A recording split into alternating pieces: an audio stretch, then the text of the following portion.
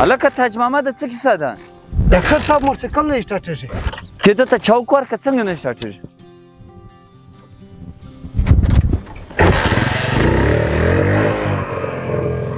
هو تاج محمد آج سره دود کوي. ډاکټر صاحب انجن یې خرابه ده. هلکه تاج محمده دا موټرسایکل بیخي ډېر دود کوي. انجن به دې جوړوله دا خو د موسم په حواله باندې دغه شیان ډېر زیات نقصان دی د دا دود.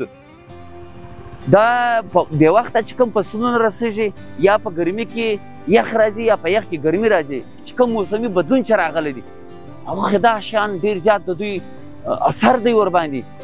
په کار دا وله چې دا انجن تا ډېر پر وخت جوړ کړی ولی انجن د ده ته نه وای رسولګي چې دونې زیات دود وکړي. په نوره نړۍ کې دا چې کوم انجن ډېر دود کوي په دې باندې که څه پابندیانې لګېدلې دي. په کار دا دی چې په طور خدمت هغه انجن فورا جوړه کړي وروره. ښه دا دومره نقصان لري ډاکټر صاحب؟ دا ځای ته بیا زما پام نشته. تا خو دونه ښه خبرې وکړې. فورا په کار دی ستا انجن جوړه کړي. په دې کې خو یو ستا مالي نقصان کېږي او بل موسم ته ډېر زیات زیان اړوي. هو ډاکټر صاحب ستا ډېره مننه. دا ډېره د کار خبره وکړه. هو بالکل تاج محمد وروره دا یو د بل ذمواري جوړېږي. په کار دی چې موږ یو بل آګاه کړو. ډاکټر صاحب ستا ډېره مننه. بس اوس ما ته اجازه ته زه به روان شم. په ځه الله حافظ.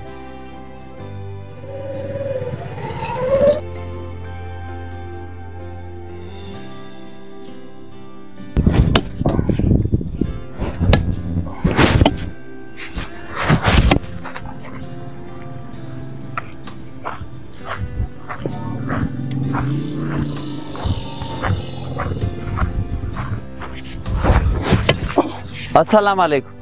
وعلیکم السلام. وروره خیر دی چې پر درخته دا تبر ګرځولی دی.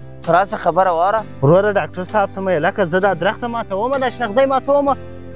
شنغځی ماتوي سله په دغه خپل مه دی خپل مه دی وروره. خپل د دی اوس دغه په تا کړي څه دي ماته؟ وروره ډاکټر صاحب فالتو شی دی نه سیب کوي نه میوه کوي نه څه کوي نه څه کوي.